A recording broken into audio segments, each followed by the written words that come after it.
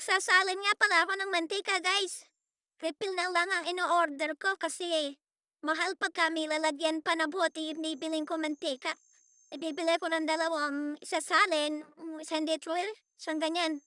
Ano na yan eh, 3 months na namin ginagamit yan. Kasi hindi naman kami madalas mag-preto.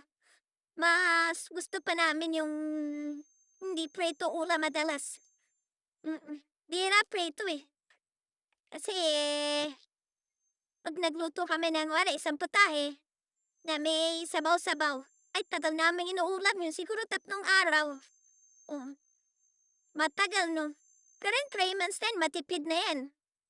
Kaya hindi kami malakas sa mantika, ano.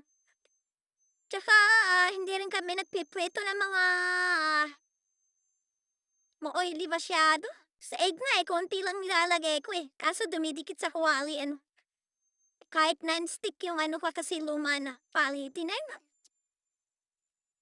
Eh, dapat palitan na yun. Pero wala akong pambili. Kaya magtiis, diba?